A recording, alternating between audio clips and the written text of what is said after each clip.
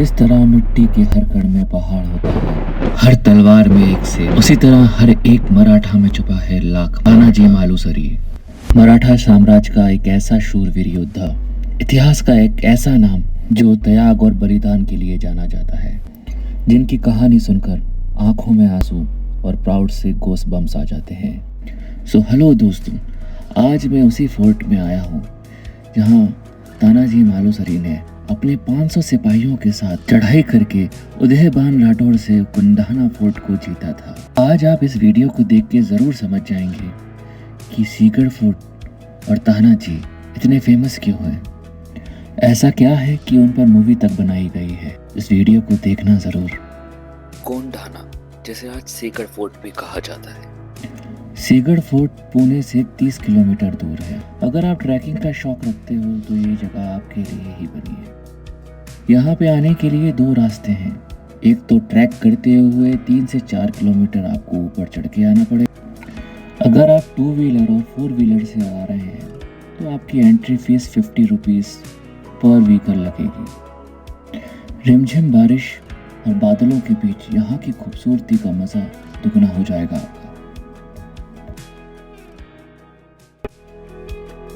अगर आप Saturday Sunday को आने का प्लान कर रहे हैं तो यहाँ आके ऐसा लगेगा पूरा पुणे और मुंबई इधर ही आता है।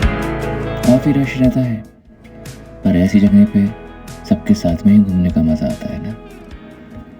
ये 2 पुणे दरवाजे को पार करके जैसे ही हम हज़ारों सीढ़ियों को चढ़ के ऊपर आते हैं तो आपकी सांसें जवाब दे चुकी होंगी। सबसे पहले लेफ्ट साइड में पड़ता है तोपखाना।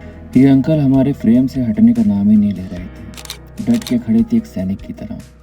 तभी इनके पोज मारने के बाद हम जाते हैं अंदर। देखते हैं अंदर 4 दरवाजे, 2 दरवाजे बाहर की तरफ हैं और 2 दरवाजे अंदर की तरफ। तो शायद 2 दरवाजे सैनिकों के लिए होंगे और 2 दरवाजे शूट करने के लिए।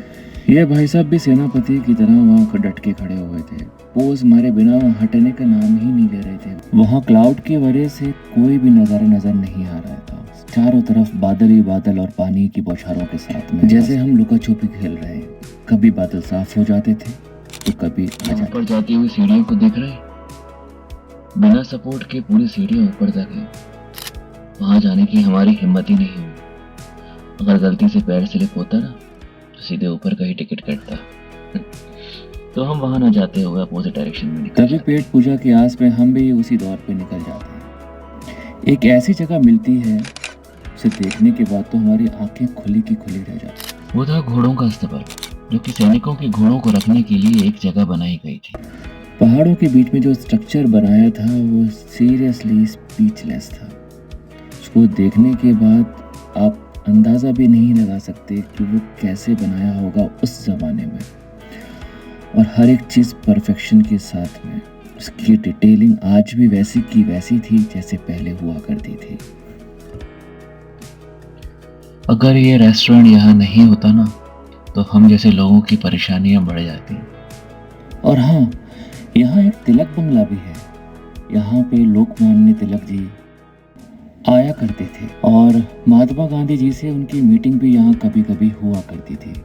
ये सब कहानियाँ मैं खुद से नहीं बता रहा हूँ, वहाँ के लोकल जो गाइड्स हैं उन्होंने मुझे बताया। और हाँ, पास में ही एक पानी का सोर्स भी है जिसे देवटाक बोलते हैं। और ऐसा कहा जाता था महात्मा गांधी जी जब भी यहाँ आते थे यहाँ का पानी स्पेशली मंगा के पीते थे। पर हाँ, अभी इसकी हालत कुछ ठीक नहीं थी। फिर हमें मिलती हैं ये आंटी जो कि फुल ऑफ एटीट्यूड में वहाँ बैठी हुई थी। हमारे पूछने पे बताया उन्होंने कि वो लस्सी और छाछ बेच रही थी क्योंकि हमें लेना ही नहीं था। तो अब हम बात करते हैं उस टाइम के युद्ध की। ये कहानी है फरवरी 1617 के युद्ध की।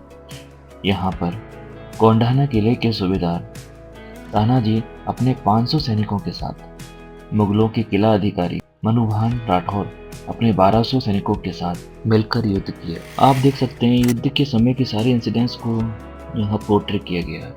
और ऐसा कहा जाता है कि युद्ध के टाइम पे मनुभान राठौर ने तानाजी का उल्टा हाथ काट दिया था और वो अपने पगड़ी के सहारे पर उन्होंने पूरा युद्ध लड़ा और अपनी आखिरी सांस तक वो इस युद्ध को लड़ते रहे।